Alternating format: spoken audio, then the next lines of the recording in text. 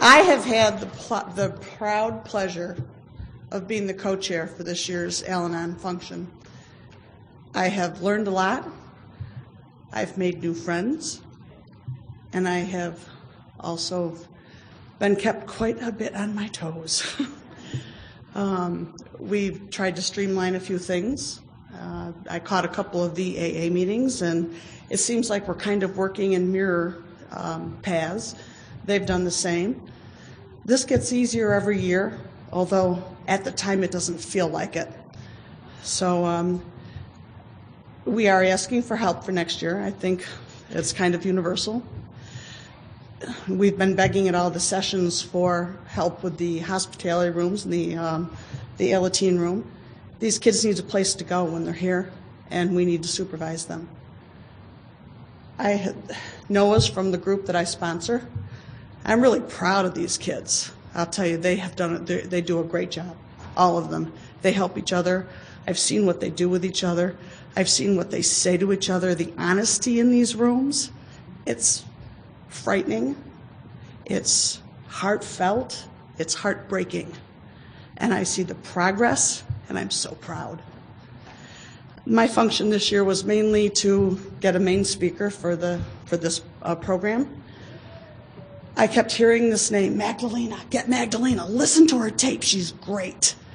Well, that's all I had to do was listen to that disc. I made the phone call just as soon as I finished listening to it, and she graciously accepted. And that phone call got out just a little bit late because I didn't have the tapes right away. And when this woman said to me, "Oh, I'd be glad to come," it's like, oh my gosh. So I made sure that I nailed down the dates with her and everything else. And at first she wasn't sure she was going to be able to because she had a conflict, but that was the weekend before. So here she is, back-to-back obligations. And I told my group, I said, "Oh, by the way, I got Magdalena." And it's like, everybody has been looking forward to this. Magdalena, thank you so much.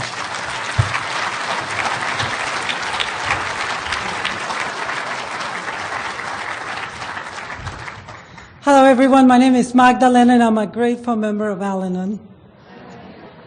Thanks so much for inviting me. I've never been to Syracuse, New York, and it is a great honor.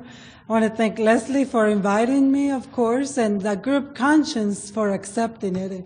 God is always in the group conscience, so I'm just very honored to be here and have met so many wonderful people.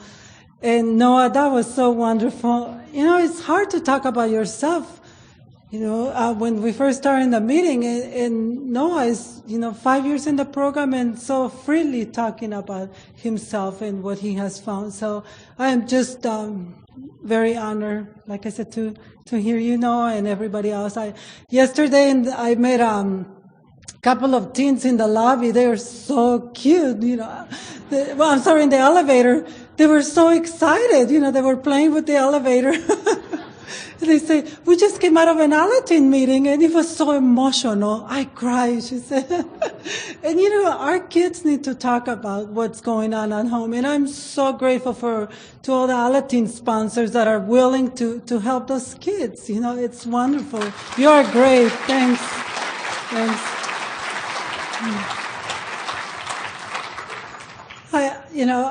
And it's great to acknowledge people who have spoken, and I have shared the podium with Doug several times, and I laugh every time. It's so funny, so it was great to see you, Doug, again, and Marie, I have never met you before, but I'm sure I'm going to enjoy hearing you, and everybody else, I forget names, so thanks again. Okay, so what it was like, what happened, and how it is today. I am from Mexico, from Ensenada, Baja California. It's just south of San Diego border, about maybe an hour and a half, something like that. So not very far, but there's still borders, that divide us. My dad is the first alcoholic that I met. My parents started dating when they were about 15, 16 years old. So by the time they got married, my father was already an alcoholic. And they got married, I think, when they were 15 or 16, I don't know. I think he was too drunk, to remember when he got married, and my mom doesn't say much, about him. So anyways, the story goes that my father started drinking with his father when he was about 8 years old. And I am the first daughter of 6 sisters. We are 6 sisters. And my father always wanted to have a boy. And when I was born, he named me after his father. His name was Magdalena. So they just changed the O to an A. And he always wanted a boy. And my mom kept having girls. She just kept having girls. And so every time a child was born, my father will say, "Oh, another prostitute, another prostitute." So I grew up thinking that I was a prostitute.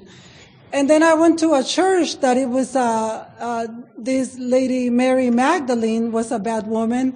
And so I grew up thinking that I was a prostitute. I was named after this woman. And then one day I asked my mom, "Mom, how come nobody talks about my grandfather?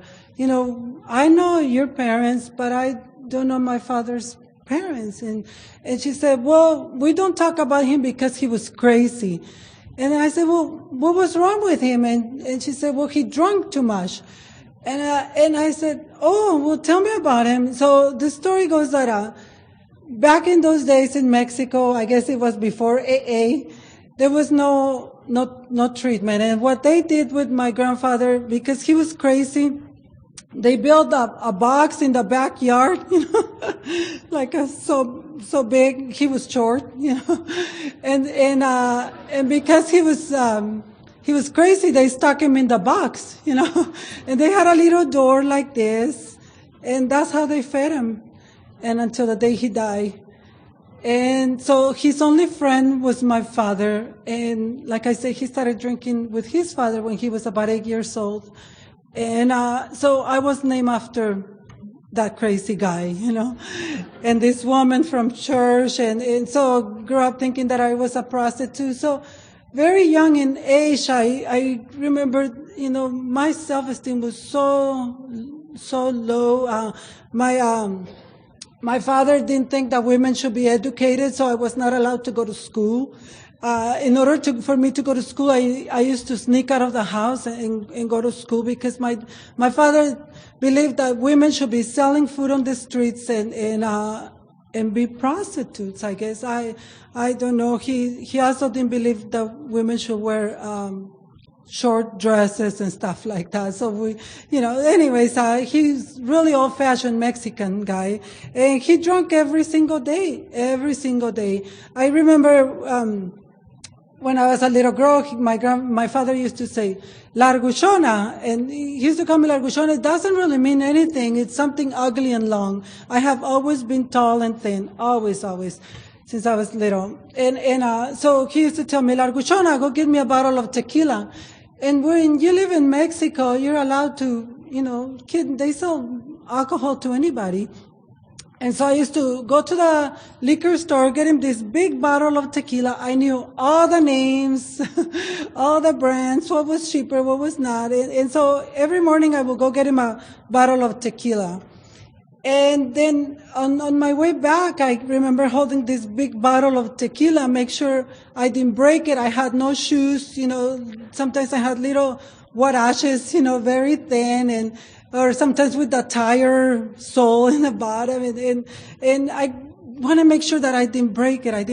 And I will get home but on my way back, I'd be thinking, I can't remember the last time I had milk. All we eat is beans and tortillas every single day. We lived in this tiny little house, and at that time there was 5 sisters. And in this tiny little house, there was 2 rooms. One was a bedroom, and the other one was everything else, and the bathroom was outside.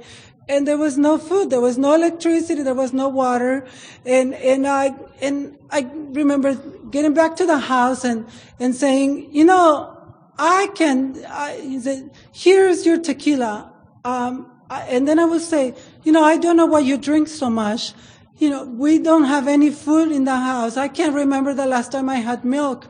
And my father used to get pretty upset and used to pull out this skinny leather belt. He always had this leather belt, and he used to just whip it out of his waist and just beat me up with the belt. And I remember putting my arms up, trying to stop him from hitting me on the face and on my body, and but he hit me everywhere else, and so I would go to school like that, full of belt marks all over me. And I hated my father. I hated him. I wish he would die.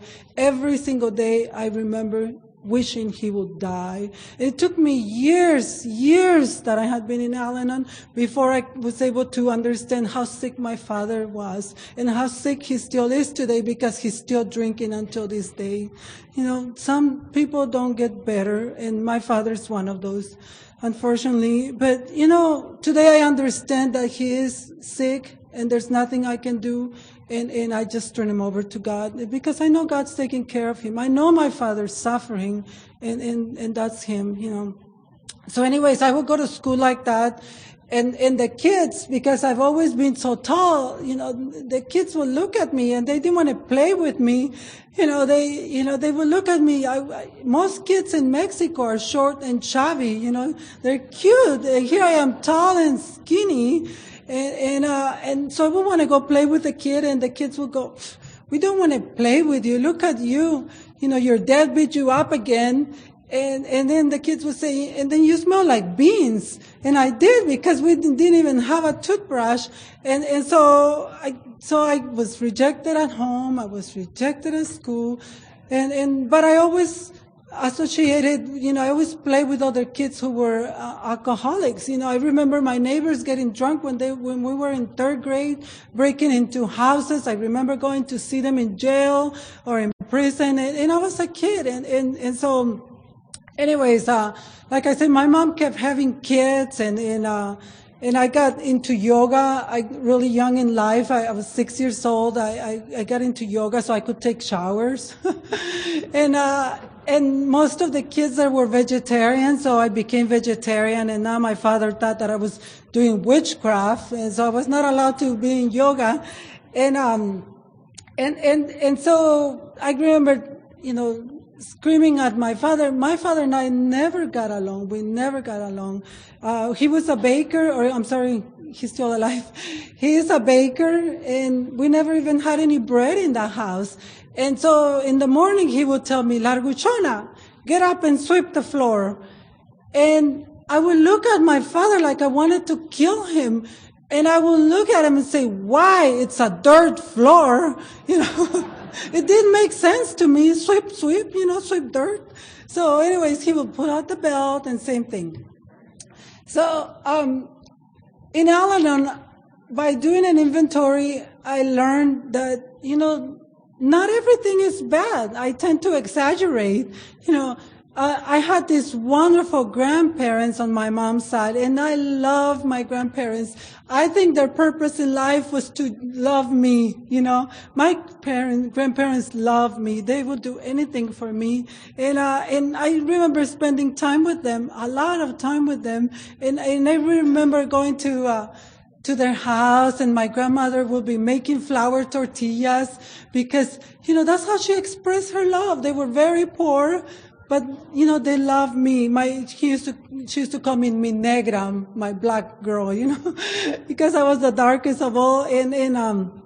And so I used to go and sit with my grandma, and she would make the flour tortillas, and I would put butter on it, and then I would go next room, and there was my grandfather. And he was this wonderful guy. His legs were always shaking. And he was so smart. He had a lot of books, and he would tell me stories of places he went to. And he would talk to me in Japanese or Chinese, and I just loved my grandfather. I thought the world of him. And I remember sitting on his laps, and he was telling me all these stories. But while I was sitting on my grandfather's laps, I was helping him clean the seeds out of the marijuana, and then I was rolling the joints for him. And then my grandfather would light up this joint, and say, "Here, you want to take a hit?" And then I said, "No, Grandpa, that stinks." So I am like, no, I've never been drunk or high in my life. My father is that kind of alcoholic that, he will wake up in the middle of the night and confuse us with the bathroom and will pee all over us. He will vomit every once in a while. He will get beat up and, he looked like the devil. and so anyways, my mom would say, "We are a happy family." It's like, my gosh, okay, I guess this is happiness. So anyway, she would not take the pill on those years because that was against her religion, and she thought she would go to hell. But in reality, she didn't know she was in hell already, living with my father. My father is also that kind of alcoholic that always had a lot of affairs. Always had a lot of women. I really didn't understand why he was really ugly. See, my father's about 5'4", big belly, curly hair, big head, And here's my mom, she's tall, she's gorgeous, light complexion, and I don't know what she was doing with him, but she just kept having kids, but one day, one of those many affairs that he had, one of the ladies got pregnant, and he came to my mom and said, I'm having an affair. I am with this woman. She's much younger. I don't love you. You need to leave and take your 5 kids with you. And my mom didn't know what to do. She just didn't know what to do. My mom had a 6th grade education, was in her middle 20s, and had 5 kids. And she started looking for work. She started going to hotels, see if somebody will hire her, different factories, but nobody was going to hire her.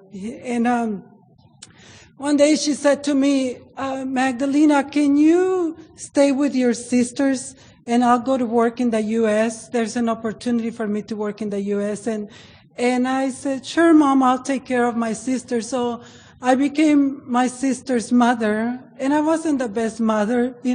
I picked on my sisters. My dad beat me up. I went and beat up on my sisters, and there's a lot of pain there. Anyway, so my mom came to live in the U.S. and she was a maid, and she started sending money, and we started eating a little better. But my father's alcoholism progressed. Today in Al-Anon, I have learned that alcoholism is a progressive disease, and my dad's disease progressed. And my father stopped looking at us like we were his daughters, and he started looking at us like we were women, and he started touching my sisters in an inappropriate manner and started spying on me when I was getting undressed, and things got really scary. So I wrote to my mom and I said, "Mom, this is what's going on." And my mom knew that was going on, because I remember my mom telling my dad to stop touching my sisters when they were growing up, and my father would just laugh, he would just laugh. And so my mom said, "If you want to come and live in the U.S. with me, you can, but you can't go to school." And I said, "Mom, I'm not learning anything. I have stayed in 3rd grade 3 times. I stayed back in 3rd grade 3 times because I could not learn anything. I thought I was stupid, and I really believed that I was stupid. My father will tell me, you're stupid, you're tall, you're skinny, you should be selling food on the streets, and I believed him.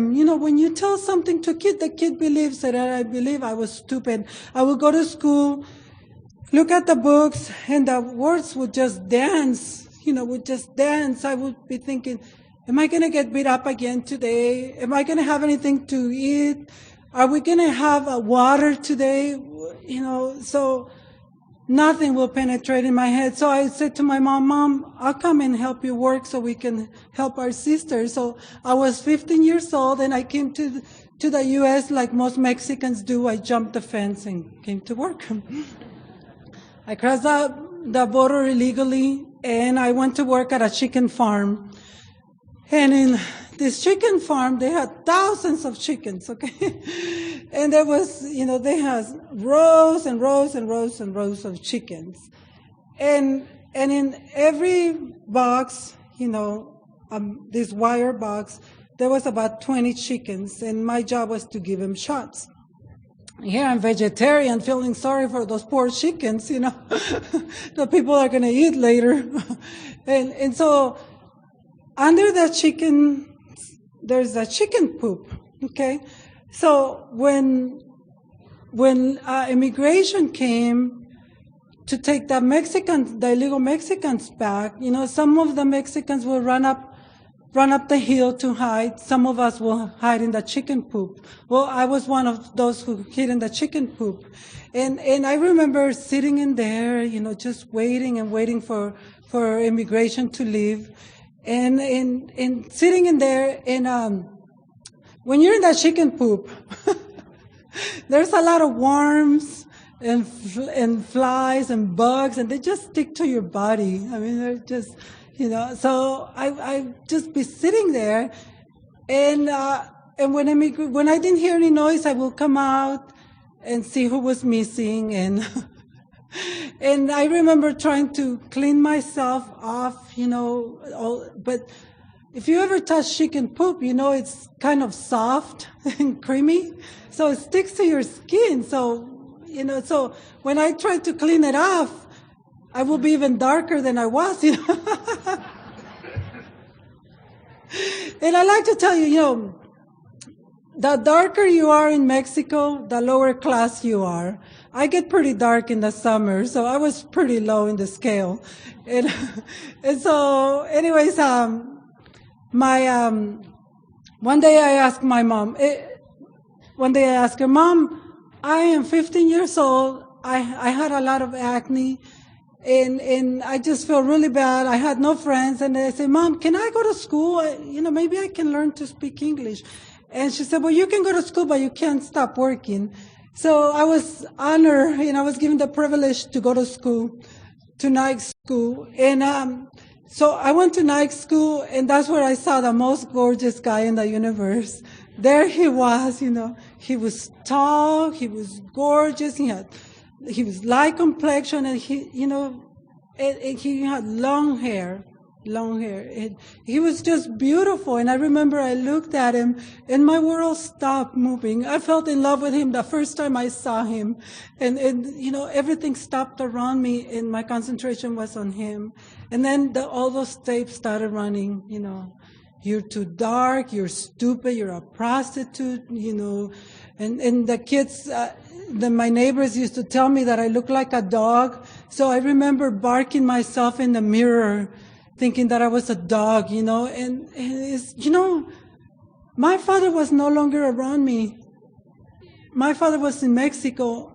Here I was in the U.S., and he wasn't telling me that. Nobody was telling me that. I was telling myself that, because how do you get rid of those tapes, without doing the steps, without practicing, the second step, it's insanity what the alcoholic is telling you. In Al-Anon, I learned that when an alcoholic is telling you, or anybody really telling you how bad you are, they're really talking about themselves, how they feel, because a person that feels good about themselves doesn't tell another person bad things, and so anyways, step 2 helped me with that. And, so I looked at him, and I looked at me, and I said, he'll never look at me, And, but in Al-Anon, I also learned, it's like, why do I do the things I do? Well, I also learned later that anything that we let go, it has our claw marks on it, So I wasn't going to let him go that easily, even though I felt so bad about myself. And so I started spying on him when he didn't see me. I had one friend, and every time he went by, I saw him, and I would throw kisses at him and then push my friend so he would think it was her. But, soon he realized it was me. And one day, and, back then was called spying. Today it's called stalking, and it's against the law. Thank God he didn't turn me on to authorities. So one day I was at the park with this girl, and there he was with all of his friends. He had a lot of friends. Had this attraction for both sexes, and so he was there, and he called me over, and so I went. And after we introduced ourselves, he asked me, "Would you like to go to a concert tonight?" And I said, "Oh my God, I wonder what that is." I said, "Yes." And this is 1975, and Bad Company was playing in San Diego. And it's like, oh, gosh, I had never listened to English music. And so I was, totally impressed by this guy. So he came to pick me up, and I got to sit next to him. And because he always had a lot of friends, he had a little Nova. And I looked in the back seat of the car. There was a lot of people in the back seat of the car. They were piled on top of each other, This is before the seat laws, but I didn't care about anything. I was sitting next to him. And he pulled out this 8-track player, put on the stereo, and this loud music came out. And I was just like in heavens, And they started smoking marijuana, and pass the joint, and in a person, often Al-Anon members, when we first come to Al-Anon, we like to blame the alcoholic for everything they have done. If you only would have done better, or whatever. But if I was in my right mind, I would have got off the car, as soon as I saw him drinking and smoking pot, But instead, I took a deep breath. And I felt like I was riding back in my grandfather's legs, And by the way, I later realized when I had been in the program for a while that when my grandfather was talking to me in Japanese or Chinese, I think he was high because, how will I know if he was talking to me in Japanese or Chinese, Also, I later realized that marijuana makes people lazy, so I don't think he ever traveled anywhere. He was just high the whole time. So when that joint came right in front of me, I said, "Well, no, thank you." But in my mind, I thought, I can help you roll them if you need help, because since I had years of experience, it was really easy for me. So, anyways, we dated for 2 years. And in these 2 years, I got pregnant, and I told him, I'm pregnant, and he's like, I said, "You don't need to marry me, because that's what we did in those days, I told him, "You don't need to marry me. I'm a strong woman, and I'll be okay." And he said, "You're crazy. We're getting married." So we got married, but I like to tell you also that during these 2 years of dating him, he tried to kill me a couple of times because he was high on acid, and I thought, this poor guy.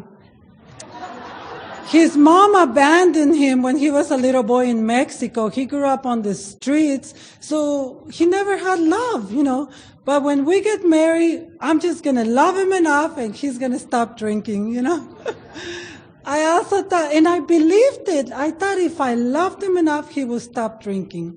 I also thought, we're going to work hard, and we're going to buy a nice house in Rancho Bernardo, which is higher class, neighborhood in the San Diego area. And I thought, we're going to have, we're going to live in Rancho Bernardo, and we're going to have 2 lowriders parked outside. And then we're going to play tennis, in the weekends. And I thought, I really don't like those little skirts, but I'll figure it out, I had my life planned. But what happened? We never had a lowrider. And we lived in a little studio with a lot of other alcoholics around us. And my sisters started coming over to the U.S., and they started, they got involved in gangs. They marry drug dealers. My mom got a new boyfriend, and she had another daughter. My husband's alcoholism progressed, where he was now not only drinking every day, but using heroin. We had this little daughter, and even though life was bad, we were happy we had a daughter, and I was just so happy that I had this little girl, and she was a part of him and I, and I remember when my daughter was born, I looked at her and I said, "You are just so gorgeous." There she was, this plumpy little kid who looked just like her dad, and I told her, "You are so gorgeous. I'm just going to love you so much, and I'm not going to let anybody hurt you." And I meant it. That was my little girl. I loved her. Why would I do anything wrong to her? But that wasn't what happened. Alcoholism is a contagious disease, and I had become sick too. I became so sick that I stopped taking care of my daughter, and I would just give it to my sisters who were using drugs, drinking every day, were involved into gang activities, drug dealers, everything. And I just, I wanted, all my concentration was on what the alcoholic was doing and not doing, or how to protect him from doing whatever he was supposed to do. That's all I was doing. He started going to jail a lot. I bailed him out of jail.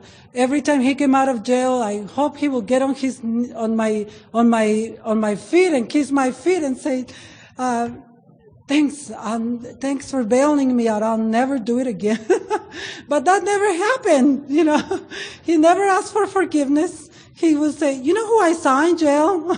He was so happy to be out and see his friends in jail. So, anyways, I started cooking meals, really good meals, so he will stay. That didn't work. He still went out. I will get in front of the door, and every time he was to leave the house, I will get in front of the door and say, "Don't leave me, just stay here with me." And he will push me out and go out the door.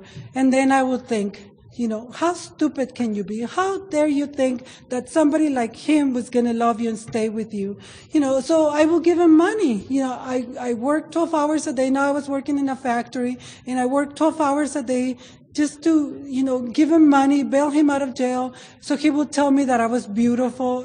I bought love. I prostituted myself in other ways.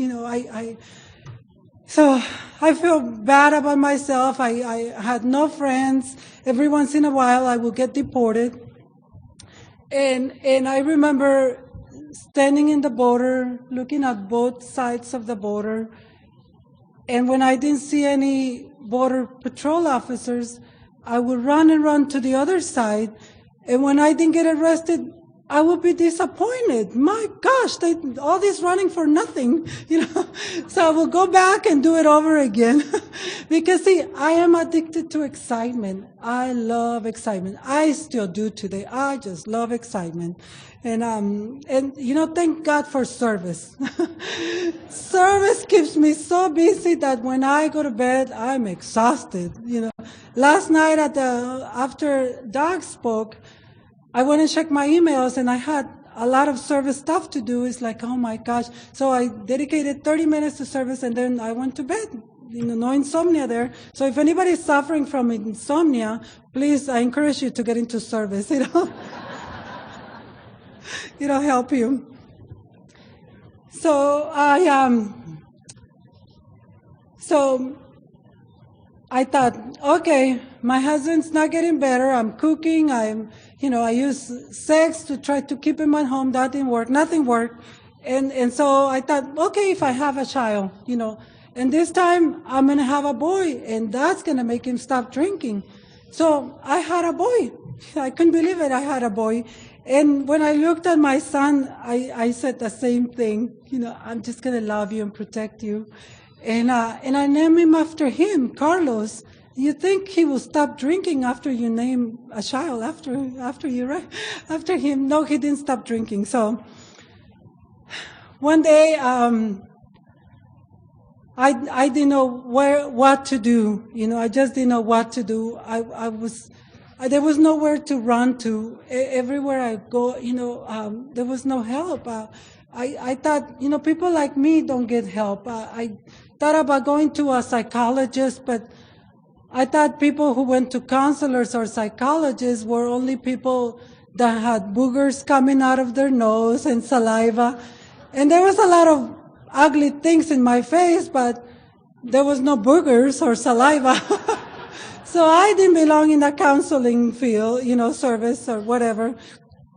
I also thought, boy, if I went to church, but see, the God of my understanding was a punishing God. And I remember as a child going to church and thinking, telling to the priest, well, I hate my sister, I hate my dad, and on and on. And the priest would say, well, get on your knees and pray so much of this and so much of that. And I knew that didn't help. So I knew God didn't love me, so I couldn't go to church. And the only way out was to kill myself, because there was just no way out. No way out. And one day I got my kids, I put them in the back seat of the car, and I started driving, and I just wanted to die, because there was just nothing to live for. And I love my kids so much, and I knew I was hurting them, and I couldn't stop. I had this anger that if my husband didn't come home, or if I couldn't find him, because I looked everywhere for him, I would yell at the kids, I would hit them, I would throw them in the room, and I knew I was a bad mother and a bad sister, and I was just bad all the way around, and so I thought, I'm just gonna kill myself, and I love my kids, and I know there's no way out. They're gonna become alcoholics, and they're gonna go to jail, and there's just no way out. And I got in the car, and I was driving 100 miles an hour or more. And then I said, I know I need to stop. Somebody help me. And I was able to stop. But see, I was by myself. When there's no spiritual guidance, what do? There's nothing to follow. So I just continue on with life like that. And one day, the judge told my husband, you either go to treatment or you go to prison. And he said, I'll go to treatment. And he went to treatment, and that's when I was introduced to Al-Anon. And I went to my first meeting, and I heard that by living with alcoholics, we become sick too. And there was these ladies there in my first meeting, and they said, would you like to share? And then I said, yes, I want to know if I said, I don't know if I belong in Al-Anon. See, because my husband's not an alcoholic, he's an addict. And I want to know if I should be here or not. And this really nice lady looked at me and she said, dear, keep coming back. See, I was under the impression, I had this crazy belief that addicts were higher class than the alcoholics. Because they were a lot more modern, My father was really old-fashioned. And so I thought they were higher class. So I didn't want to tell him about my father being an alcoholic. So I'm glad she told me to come back, and she didn't disqualify me from coming back, And so I didn't like the answer. And after I was married to this tough guy, my sisters were gang members with nice lowriders.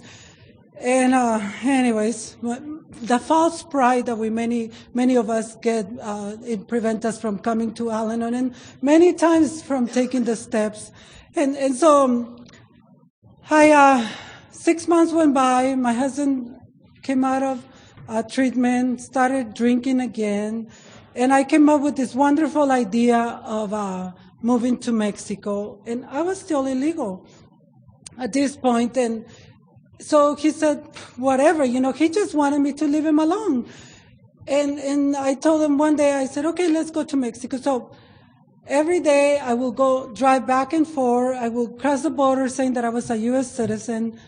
And I will drive 120, 140 miles a day, every single day, to keep my husband away from his friends and everybody. And so my husband found new friends.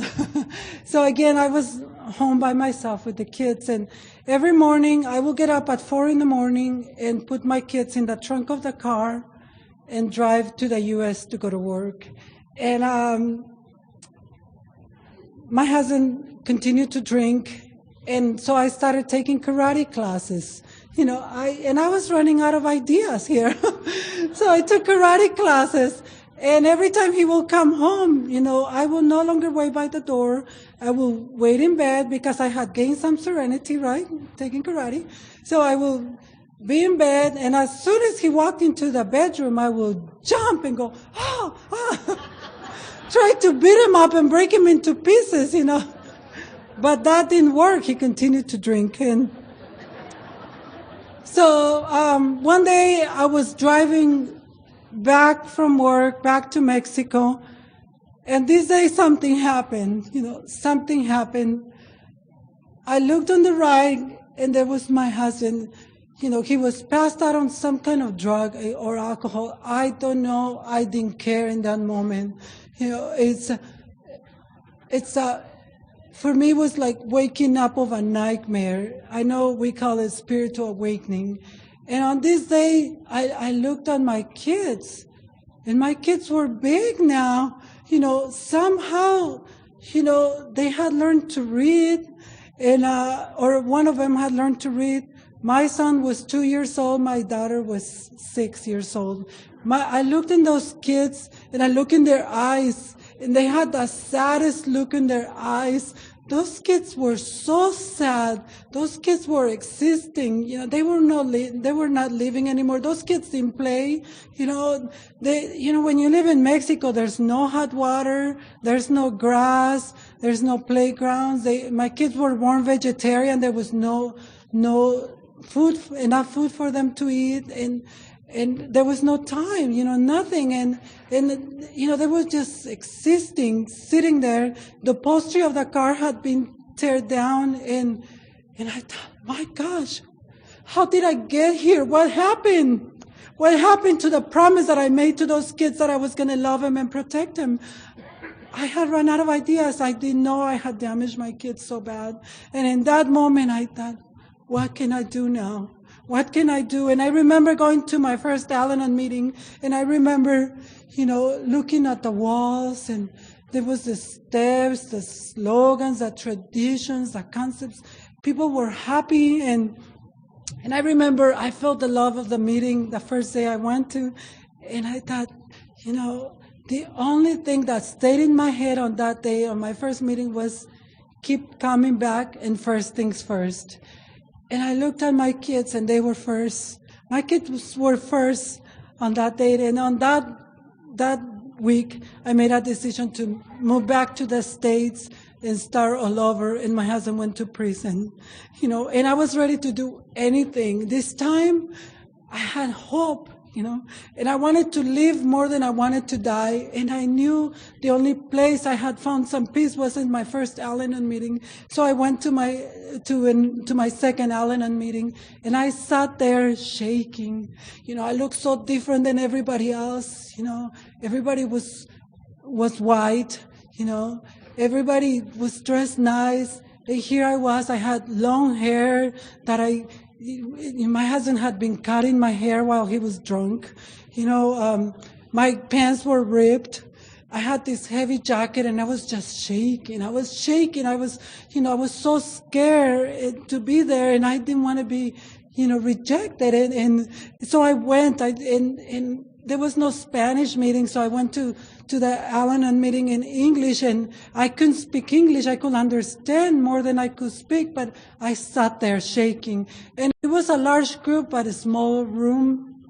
So everybody was sitting next to each other. They were touching each other's. I had people touching my shoulders on each side, and I was just shaking it. And the heat of their body and the love in the room started warming up my heart, and I started feeling comfortable and at peace. And they asked me, "Would you like to share?" And then I said, "I like to, but I can't speak English." And they said, "Just talk. It's okay." The unconditional love that we have in these rooms. I heard, in my second meeting, I heard, get a sponsor, work the steps, keep coming back, stay in contact and read the literature and do service, do service. So on my third meeting, I went up to this person, to this guy, and I asked him if he will be my sponsor, because that's what they say. You do what they tell you in the meetings, right? So I went to the meetings and to this man after, and I asked him if he will be my sponsor, because every time somebody shared, he looked at that person. And when we live in alcoholic homes, our literature talks about that. We speak a different language, I don't know why the alcoholic is laughing, but I know it's not funny. But when I was in those rooms, I understood what people were saying. And Ralph asked, he would look at the person when they were speaking. And so after the meeting, I went up to him and I said, "Will you be my sponsor?" And Ralph looked at me. And I didn't know Ralph was from England, and Ralph has this heavy English accent, and here I am from Mexico, I can't speak English. And Ralph said, "We'll give it a try, we'll give it a try." And Ralph and I started getting together 3 times a week because I needed a lot of help. And I remember writing things down, and Ralph would look at the step 1, and he said, "I couldn't write English, So I would just do my very best. And Ralph said, "Just talk to me. Let me know, just talk to me. Let me know what's in your mind." So went to step 1, step 2, step 3. Then I got to step 4. I couldn't believe he didn't flunk me. I had stayed in 3rd grade 3 times, so I thought I'll stay in 3rd grade forever, that 3rd step. And I also learned that I could no longer live my kids with my alcoholic family, because my kids were coming home with cigarette burns on their skins. And I also had learned that my mom and this new boyfriend were selling drugs to my husband. And my husband and my grandfather were now getting high together. And they're just, I couldn't leave my kids there anymore. And so I started bringing my kids to the park with me where Ralph and I used to do the steps. And I got to step 4 and 5, and I told Ralph, "I'm stupid, I'm skinny, I'm tall," and Ralph, Ralph has a lot of patience. Ralph is still my sponsor until today. Ralph knows me better than anybody, and I won't change sponsors, and so anyways, he knows me from day one. And so Ralph said, "Magdalena, you need to stop, stop hurting yourself. Why are you calling yourself all those names?" He said, "You are a child of God." And because we met in a park, there was birds. And so Ralph will say, "Magdalena, see that bird up there?" I said, "Yes. What do you think of the bird?" I said, "I think it's beautiful."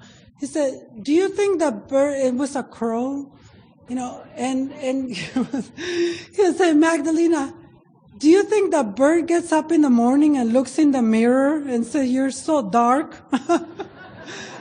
or 'Your feathers are out of place'?" That bird gets up in the morning and goes out and does God's will. That bird gets up and goes and finds food for the kids and comes back and feeds the kids. He's like, that's God's will. He said, you are nobody to judge the children of God. And that includes you. You are a child of God. So I stopped judging myself because my sponsor told me to. I started standing stronger and I became part of the universe. I became a part of all of you. And I got busy into service. I started opening Al-Anon meetings in Spanish, and I started opening Al-Latin meetings in English and in Spanish. And I just got so busy. I became the coffee person. That's how I was introduced to sober members of AA, because in order for me to get the coffee, I had to go next room and ask the alcoholics for coffee. I would give them $2, and they would give me $2 or $3, and they would give me 2 full pots of coffee. And this really nice guy said, "Dear, if you need more, come back, and I'll give you more coffee." And I go, "That's how sober members of alcoholics look like. That's how sober alcoholics look like." So I was impressed. And so, when my husband came out of prison, I was so busy with service that I had no time to worry about him. One day, I was in bed. I had learned to give my kids a bath, read a book to them, and put him to sleep. And one day, and then educate myself. So I will go to my room and then read a book. And one day my husband said, "Well, if you don't do this and this and this and that, I'm just going to go out and drink."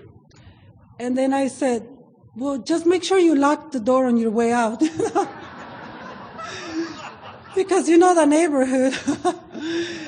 And so I had learned detachment. It just came so natural, that he didn't go out and drink.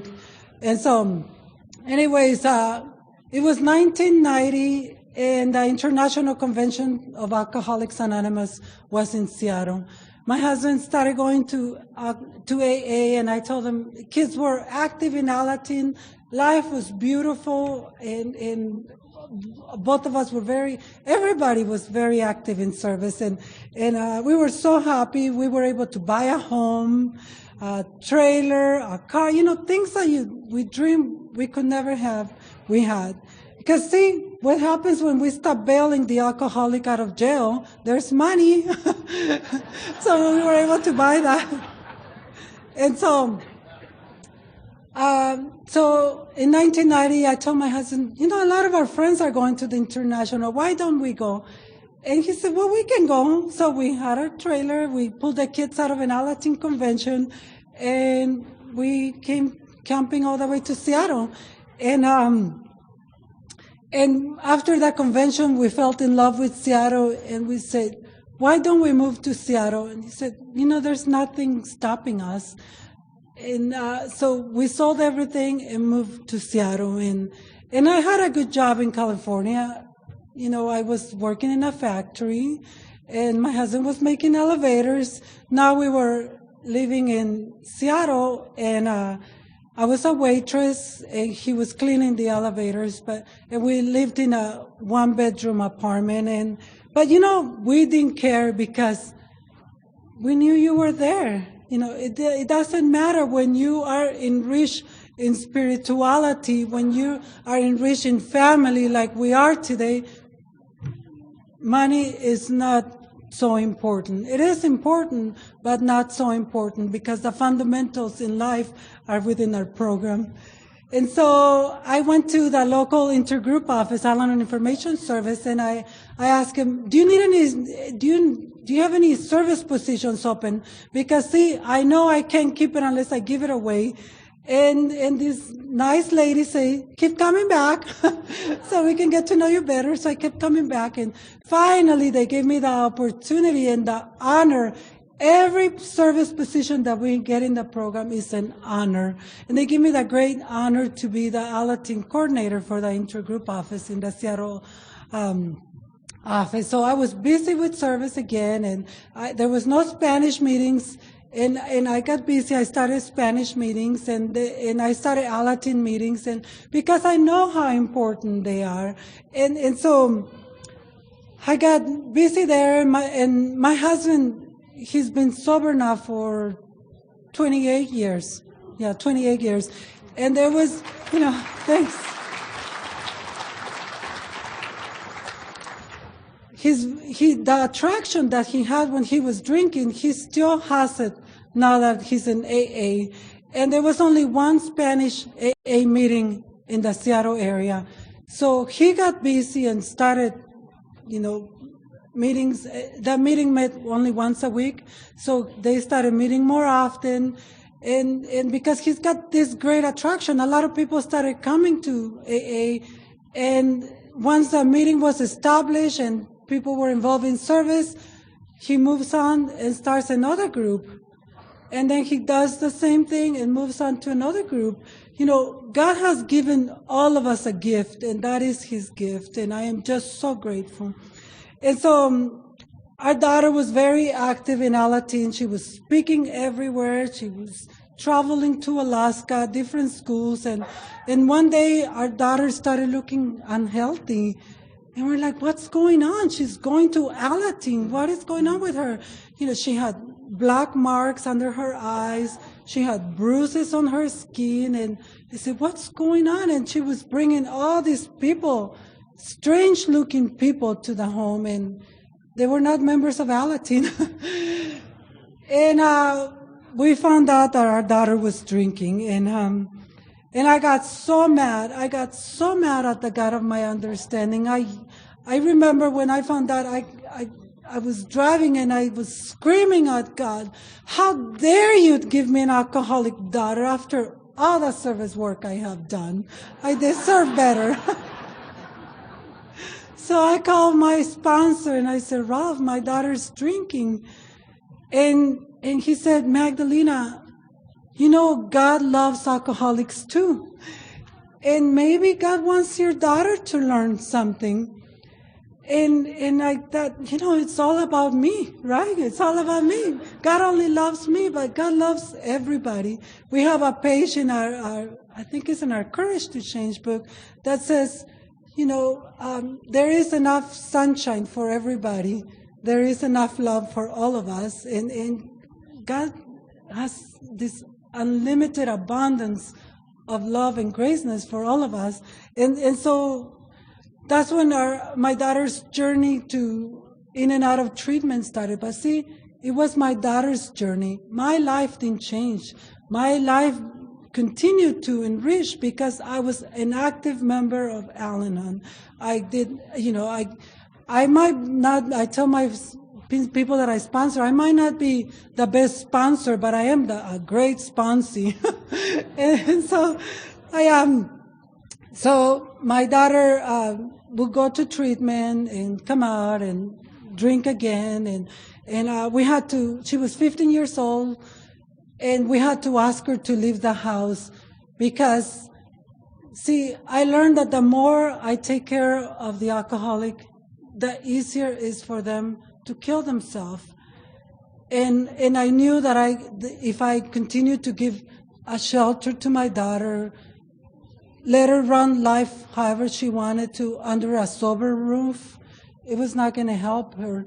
And so in Al-Anon, I also learned that I could let go of my kids and put them in God's hands. Because when they are in God's hands, can they be in better hands? I don't think so. Certainly not in my hands. And so I learned to let go of my daughter and trust that whatever God's will was for her, it was going to be hers, between her and her God. And so she was also affecting our little boy because she would say, if you don't drink with me, you're not a man. So our primary purpose, right, to help one another and also the unity of the home. And she was affecting the unity of the home. So she had to leave. And one day she comes home and says, Mom, I need to go to treatment. And I said, no, you've been enough treatments already. I said, you go to AA, get a sponsor, work the steps, and you're going to be okay. Because I trust Alcoholics Anonymous. I trust that this program works. And she looked at me, and she got really close to me, and she was drunk. And when she talked to me, I smelled the alcoholic breath. And she smelled just like my dad. The alcoholic breath that I hated for years. My daughter smelled just like him. And she said, Mom, don't you understand I can't stop drinking? And I said, no, I don't. It doesn't matter how long I've been in the program. Alcoholism is a disease that is hard for me to understand. And so I said, no, I don't, but we'll take you to treatment. And in this treatment program, it's 6 hours away from our home. We took her to the program. It was a November snowy day, and we dropped her off in treatment. At the treatment center, they took her to a Native American group. The Native American group needed a coffee person. My daughter became the coffee person, and today, by the grace of God and Alcoholics Anonymous, she has 18 years of sobriety.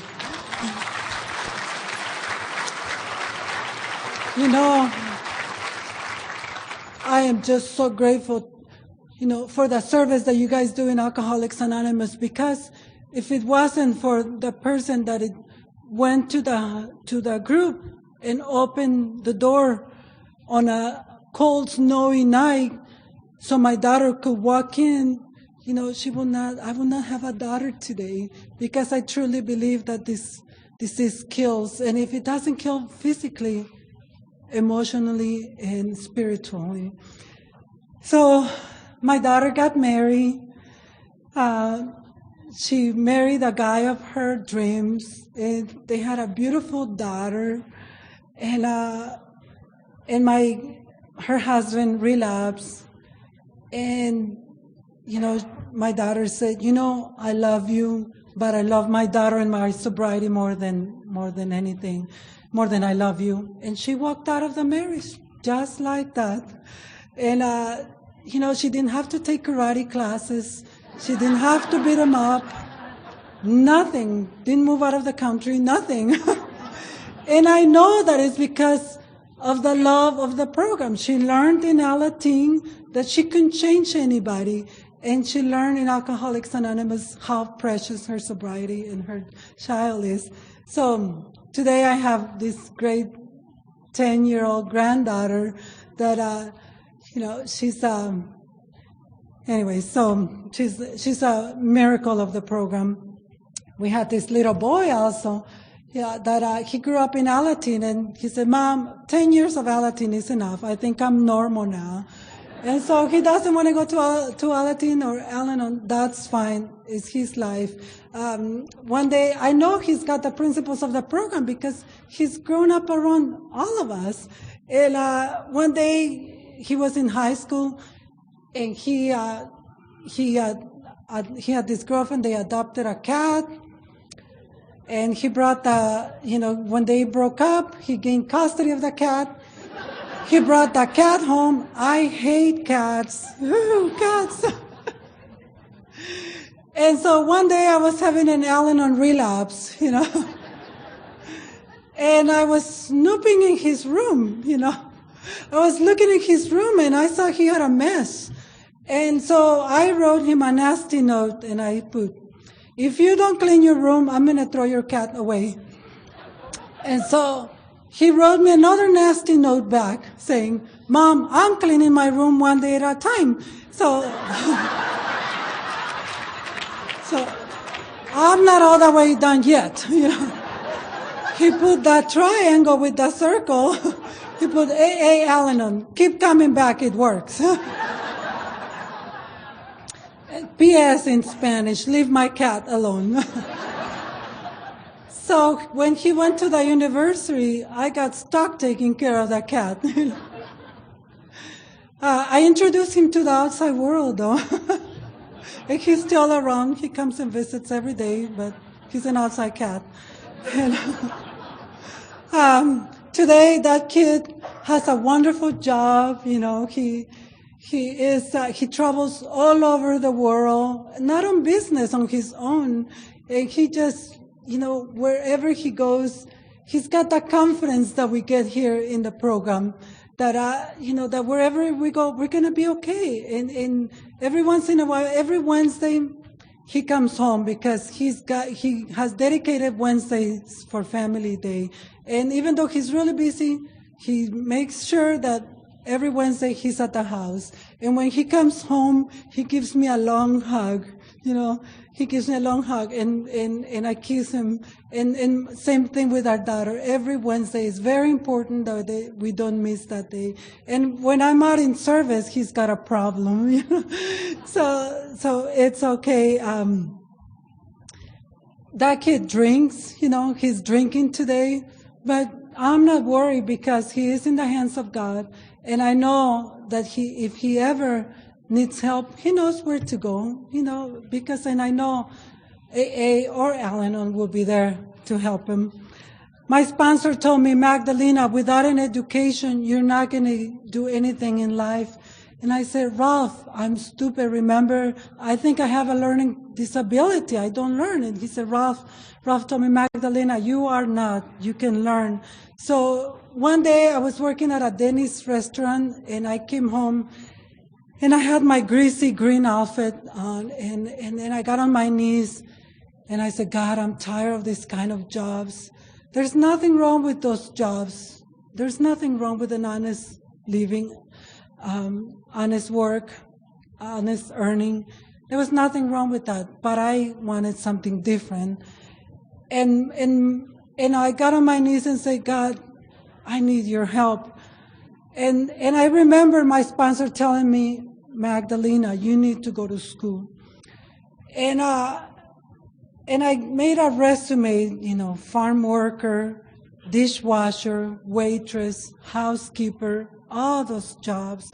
And then I said, I'm going to trust my sponsor once again. And I went back to school.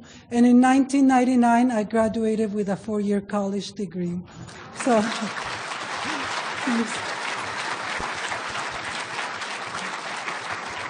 today I work for the state of Washington as a parole officer.